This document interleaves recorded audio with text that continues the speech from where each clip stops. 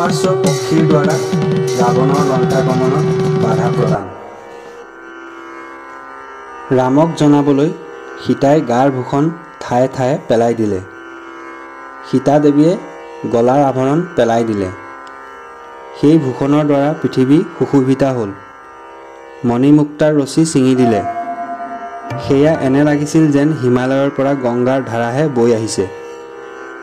শ্ৰীৰাম বুলি মাতি সীতাই ক্ৰন্দন কৰিবলৈ ধৰিলে।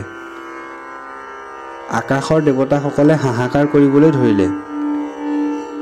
জানকীয়ে কৈছে, হে ৰাম লক্ষ্মণ, তোমালোক ক'ত আছা? এই সময়ত এই অভাগিনীক দেখা দিয়া।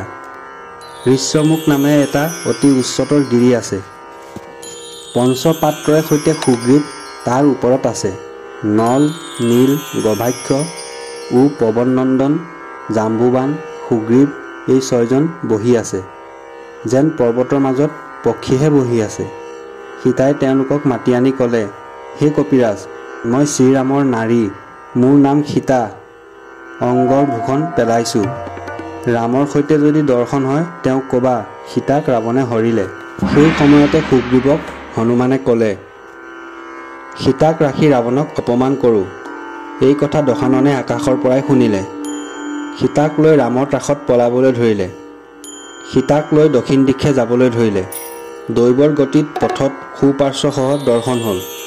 সি সম্পাতিৰ নন্দন, তাৰ নাম সুপাৰ্শ্ব। বিন্ধ্যাচলত থাকি পিতাৰ ভক্ষ্য যোগায়।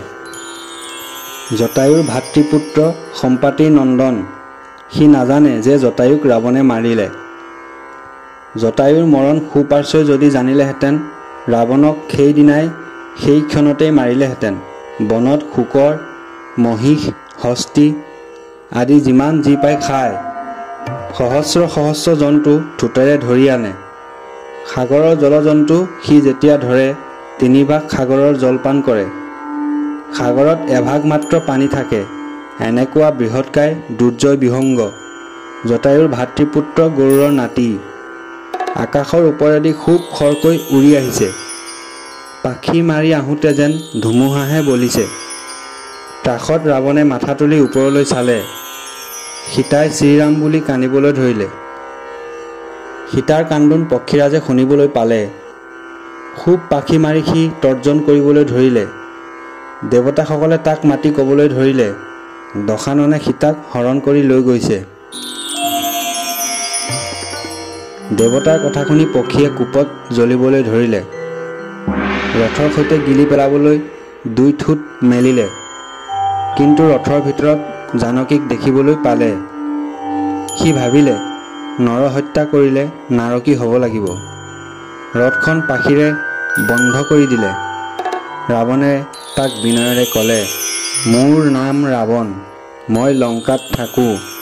তোমাৰ লগত মোৰ শত্ৰুতা নাই। ৰাঘৱে মোৰ অপমান কৰিছে। শহুদৰা ভাগিনীৰ নাক কাণ কাটিলে।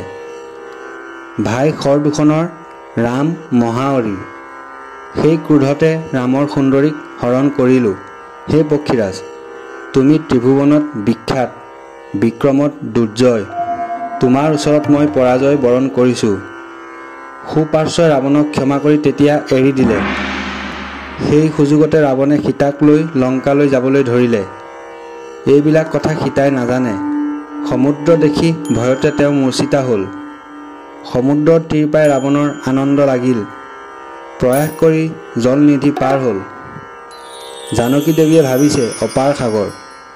অধুমুখী জানকীয়ে আশংকাত কান্দিবলৈ ধৰিলে। ইতিমধ্যেই দশানন গৈ লংকাত ৰথৰ পৰা নামিলগৈ।